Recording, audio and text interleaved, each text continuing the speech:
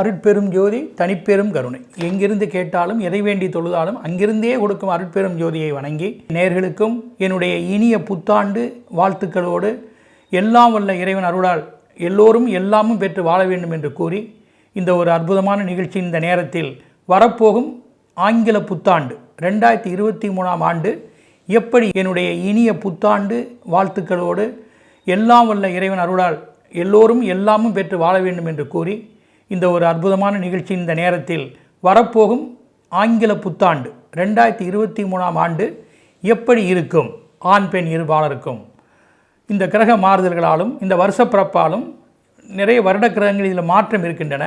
வரப்போகும் ஆண்டு நம்மளுடைய லட்சியத்திற்கு சிறப்பான ஆண்டாக இருக்குமா, நாம் எண்ணிய காரியங்கள் நிறைவேறுமா, படிப்பு, தன்னுடைய தொழில், தன்னுடைய விருப்பமாகிய வீடோ வாகனமோ அல்லது வெளிநாடுகளில் செல்ல வேண்டிய சந்தர்ப்பங்களோ, எந்த வகையிலாவது உயர் பதவிகளோ அல்லது சமூகத்தில் ஒரு மதிப்போ, தன்னுடைய முதலீடு முயற்சிகள் எதிர்பார்ப்பு எல்லாமே நன்மையாக அமையுமா, தன் ஆரோக்கியத்தில் நாம் எப்படி இருக்க வேண்டும், இதர விஷயங்கள் எப்படி இருக்க வேண்டும் என்கிற ஒரு கண்ணோட்டத்துடன் கிரக ஆய்வுகளை கொண்டு சுருதி யுக்தி அனுபவம் இறை அருளா இந்த வரப்போகும் 2023ஆம் ஆண்டு எப்படி இருக்கும் என்பதை நாம் 12 ராசிகளுக்கும் பார்க்க இருக்கிறோம்.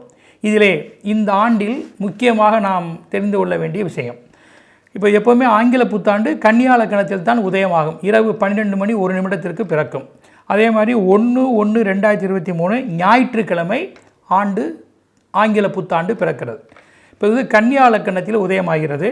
லக்னத்துக்கு நேர் 7இல் குரு பகவான் சொந்த வீட்டில் ஆட்சியாக இருக்கிறார். அடுத்ததாக இன்னொரு முக்கிய கிரகமாகிய சனீஸ்வரரும் மகரத்தில் ஆட்சியாக இருக்கின்றார். அடுத்து வருஷ கிரகங்களாகிய ராகு எதுக்களில் கேது சுக்கிரனுடைய வீட்டிலும் ராகு மேசமாகிய செவ்வாயுடைய வீட்டிலும் இடம்பெற்றிருக்கிறார்கள். இனி மாத கோட்களாகிய சூரியன் புதன் தனுசு ராசியிலும், சுக்கிரன் மகர ராசியிலும், ராகு சந்திரன் மேச ராசியிலும், செவ்வாய் ரிஷப ராசியிலும் இடம்பெற்றிருக்கிறார்கள். இதுதான் இவ்வாண்டினுடைய கிரகநிலை. அதாவது 1/1/2023 ஞாயிறு இரவு 12:01 கிரகநிலைகள் இப்போது நான் சொன்னது. இப்போது இந்த ஆண்டில் என்ன கிரகங்கள் மாற்றம் இருக்கின்றன என்பதையும் கவனத்தில் கொண்டே நாம் வருஷ பலன்களை பார்க்க வேண்டும்.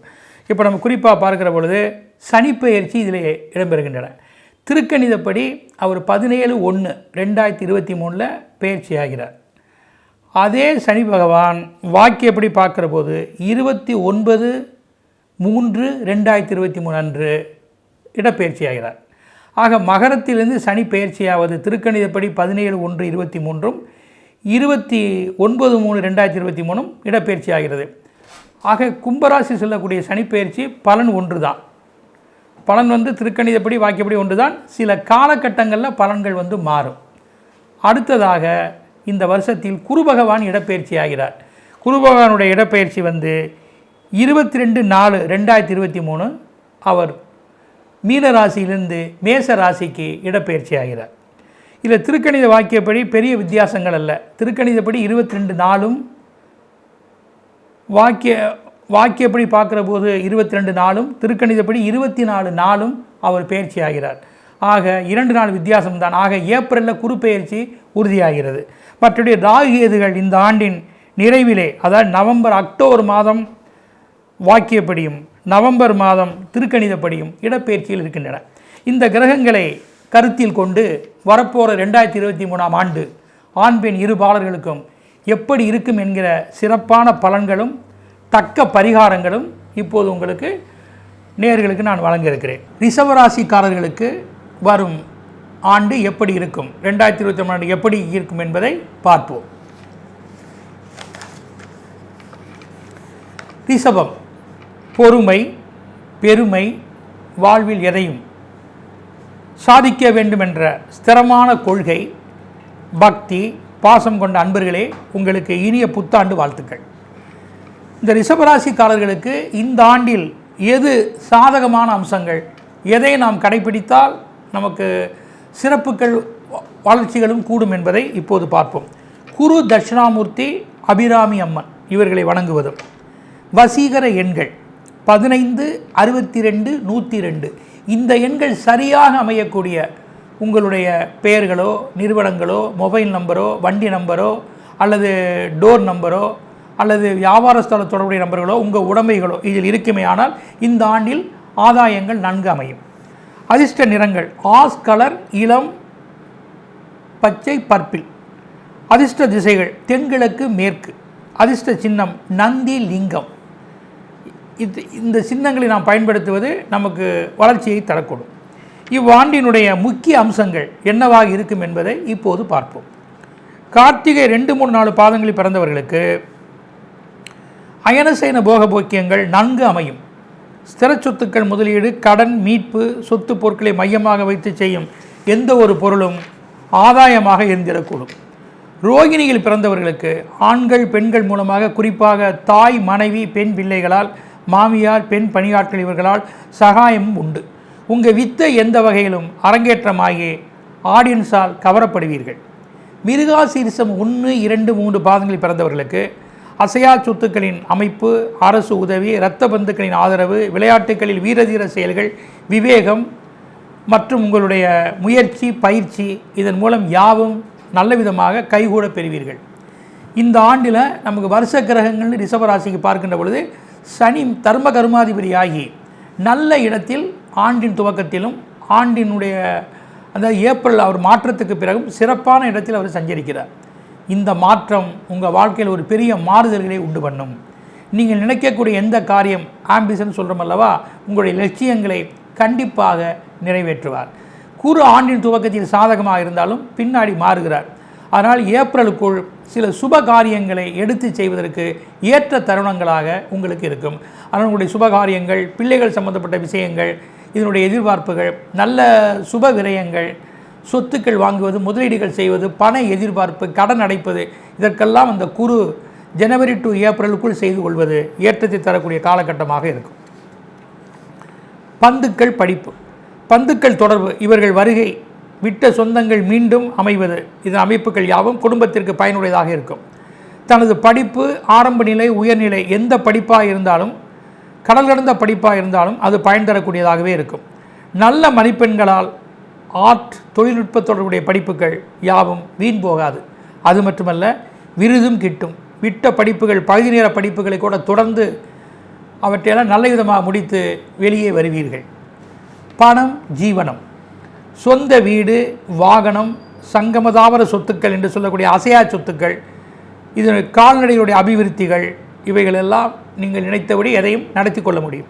உங்களுடைய பணத்திட்டம், இன்சூர் மற்றும் இன்சென்டிவ், உபரி வருமானம், இரவு பகல் பாராத உழைப்பு, இப்படி பாரின் சென்றும் சம்பாதித்து வருவது, இப்படி ஒரு குறுகிய காலங்களில் பணத்தை ஈட்டி தன்னுடைய தேவைகளை எந்த வகையிலும் பூர்த்தி செய்து கொள்வீர்கள். உங்களுடைய வருவாய் உங்களுக்கு மட்டுமல்ல உங்களை சார்ந்த குடும்பத்திற்கும் உபயோகமான நேரத்தில் அதை சரியாக பயன்படுத்தி கொள்வீர்கள். சீக்கிரமே எந்த ஒரு காரியத்திலும் இறங்கி செயல்பட்டு அதில் வெற்றி காண முயல்வீர்கள். உங்களுடைய விவேகமும் உங்களுடைய முயற்சியும் உழைப்பும் கண்டிப்பாக வீண் போகாமல் அதை சரியாக தக்க வைத்துக் கொள்ளக்கூடிய நல்ல தருணத்தை சனீஸ்வரரே உங்களுக்கு யோகாதிபதியாகி தர்ம கர்மாதிபதியாகி செயல்பட்டு ஆட்சியில் இருப்பதால் கண்டிப்பாக உங்களை நல்ல நிலைக்கு உயர்த்துவார். நீங்கள் தொட்ட விஷயங்கள் எதுவுமே லாபகரமாக முடியும். அது மட்டுமல்ல, விவசாயமாக இருக்கட்டும், கலைத்துறையாக இருக்கட்டும், அரசியலாக இருக்கட்டும், எதிலுமே நன்கு நீங்கள் பரிணமிப்பீர்கள். நல்ல ஒரு தொடர்புடைய ஆட்களுடைய நட்பும் கிடைக்கப் பெறுவீர்கள். குறிப்பாக வாசனை திரவியங்கள், எண்ணெய் வகைகள், இம்போர்ட் எக்ஸ்போர்ட் சம்பந்தப்பட்ட தொழில்கள் மற்றும் ட்ரிங்க்ஸ் ஐட்டங்கள், உணவு, ஓட்டல், வியாபாரம், கவர்ச்சிகரமான பொருட்கள், மளிகை, பலபொருள் அங்காடி, பழுது நீக்கும் தொழில்கள், ஜுவல்லரி, இரத்தின கற்கள் மற்றும் டாம்பிகமான பொருட்களை விற்பனை செய்வது, அன்றாடம் அழியக்கூடிய பொருட்கள், மக்களுக்கு தேவையுடைய வஸ்துக்கள், மொபைல், இந்த வகை ஜீவனம் எதுவாக இருந்தாலும் இந்த ஆண்டில் நல்ல வருமானமும் வாய்ப்புகளும் சந்தர்ப்பமும் கிடைக்கக்கூடும். பிறர் உங்களோடு தொடர்பு கொண்டும் கூட இந்த தொழிலை நன்கு பயன்படுத்தி கொள்வார்கள். உள்நாட்டிலும் அல்ல வெளிநாட்டிலும் உங்களுடைய தொழில் நிறுவனங்கள் நல்ல விதமாக பயன்படுத்திக்கக்கூடிய சந்தர்ப்பங்களும் தூதுவர்களால் சகாயமும் கைகூட பெறுவீர்கள். இந்த தொழிலில் ஒரு கௌரவ பதவி எந்த வகையிலாவது உங்களுக்கு வருவதற்கு சந்தர்ப்பம் இருக்கின்றது. எந்த ஒரு விஷயத்தையுமே சரியாக நிலைப்படுத்தி ஸ்திரமாக நிலைப்படுத்தி இந்த ஆண்டில் தான் செய்ய வேண்டிய கடமைகளை சரியாக செய்வதற்கான வாய்ப்புகள் அதிகம் இருக்கின்றன.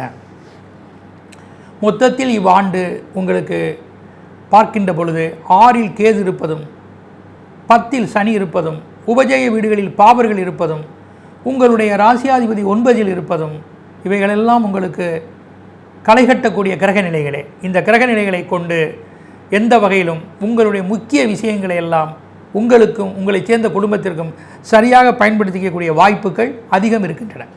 இவ்வாண்டின் பாதகங்கள் பரிகாரங்கள் அப்படி பார்க்கின்ற பொழுது புதன் நமக்கு கிரக சஞ்சாரம் உங்களுக்கு யோகாதிபதியாக நல்ல இடத்தில் இல்லை மற்றும் சூரியனோடு தொடர்பு கொண்டு 8இலே மறைந்திருப்பதால் மாமன் வழி உயர் அதிகாரிகள் கன்சல்டிங் இதில் இருப்பவர்களோடு சற்று கவனமாக பரிசீலனைகள் செய்ய வேண்டும்.